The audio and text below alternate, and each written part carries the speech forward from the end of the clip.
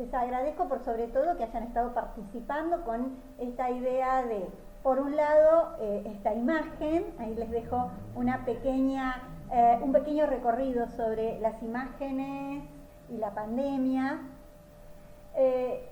Y el otro eje, que es el que nos va a convocar para ir introduciéndonos en esta concepción de la imagen, es lo que yo les pedí, una definición sobre la imagen. Yo les puse esta imagen porque creo que de alguna manera recupera las definiciones que nos presentaron tanto Eugenia como Carolina, ¿no? Para Eugenia es la imagen es la representación de un objeto el cual percibimos, ¿no? Concepto interesante esto de la percepción, ¿no? Y por el otro lado esto de la representación, volver a presentar algo, ¿no? Un objeto, ¿no? Puede ser una persona, puede ser, ¿no? Y esa representación se puede dar de distintas maneras. De alguna manera convive con la definición de Carolina, ¿no? Que vuelve a hablar de este tema de la representación de algo o de alguien, ¿no? Si bien en filosofía generalmente cuando se habla de algo también implica a alguien, pero bueno, esta idea de no solo somos sujetos que miramos, sino que somos sujetos mirados. Y un psicoanalista nos diría, nos construimos a partir de esa mirada, desde que nacemos, que somos ese cacho de carne, tenemos que ser bañados con palabras, bañados con expresiones, para convertirnos en lo que vamos siendo, ¿no? Entonces, es una representación. Y acá aparece esto de la captura por una cámara de fotos, una pintura, los ojos, ¿no? Esto de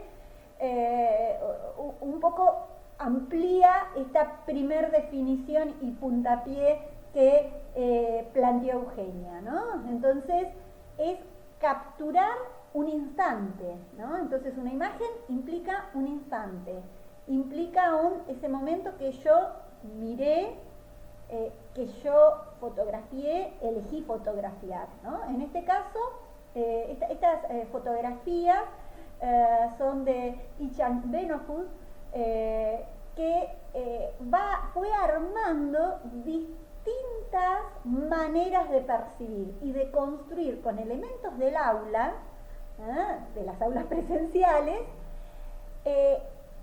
modos de construir una imagen, ¿no? Fíjense que ubicó a la persona debajo de la luz, la centralizó a esta estudiante, la sentó no muy cómoda, ¿no? Pero distinto hubiera sido si lo hubiera sentado rígida. Está, ¿no?, bastante suelta en su postura. Fíjense que la cadera tiene una inclinación, lo que le hace una inclinación, si ustedes siguen la línea de las rodillas y de los pies.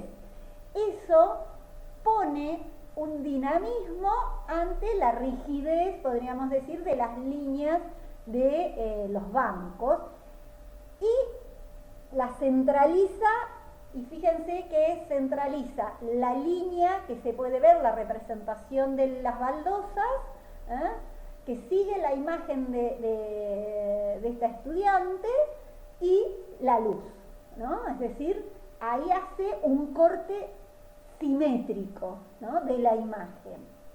Pero para darle un marco, juega con los aros de la escuela, y este marco circular, un formato de tondo, diríamos, pero a su vez la imagen tiene un formato rectangular, ¿no? Entonces ahí también aparece esta tensión entre este círculo y ese rectángulo, ¿no? Entonces, es una representación, si yo diría, es la representación de un objeto, y tuviera que describirla esta imagen, es la representación de una joven con un guardapolvo, que incluso me está hablando de su religión, me está dando un montón de datos, pero si yo empiezo a analizar los elementos formales de la imagen, esto que yo les decía, bueno, ¿dónde la ubica? ¿Ah? ¿Qué plano elige? ¿Ah? Es un retrato, es un género de retrato, es una fotografía. ¿Cómo elige que sea la luz? ¿Cómo la enmarca? Todos estos elementos que van más allá de lo que cuenta son elementos del lenguaje visual, elementos que se piensan a la hora de hacer la imagen. No hablo más. Las otras dos definiciones que aparecen, bueno, Valentino nos dice, una imagen es una representación visual, hasta acá veníamos coincidiendo con las chicas, que puede ser mostrada en distintos formatos, ya sea papel, fotografía, donde su contenido varía desde algo que podemos ver nosotros mismos o una creación a partir de la imaginación. Bien, una cosita, formatos, acá está, porque dice distintos formatos, ya sea papel. Bueno, una cosa es el soporte, o sea, sobre qué construyo la imagen, ¿no? Ustedes dibujan en un papel, pero otro soporte, que le vamos a llamar soporte a ello, puede ser una pared. Entonces cuando hacen un graffiti, o cuando en la prehistoria el hombre paleolítico empezaba a hacer las primeras representaciones, que las hacía en los muros. Entonces se habla de arte parietal o pintura parietal, o sea, sobre la pared. El soporte es en donde está inscripta la imagen, ¿no? Y los soportes pueden ser papel, lienzo, ¿no? Es decir, la tela sobre la que se pinta, puede ser cartón, puede ser cartulina, bueno, puede ser pared, y eso también me va a hablar de, por el otro lado, de distintas técnicas. La fotografía, si bien es una disciplina artística hoy por hoy, pero comenzó siendo una técnica, implica un saber hacer. Incluso sabemos que tenemos fotografías analógicas y fotografías digitales. Ustedes van a aprender dentro de las artes gráficas o dentro del grabado, que es una disciplina artística, van a aprender distintas técnicas, la silografía, es decir, para imprimir sobre madera, para imprimir sobre... y la imagen quedaría en el soporte del papel. Entonces, soporte que es distinto al formato, ¿no? Recién hablábamos del formato, ¿no? ¿Qué forma tiene esa imagen? Ahora, después vamos a ir viendo más en profundidad.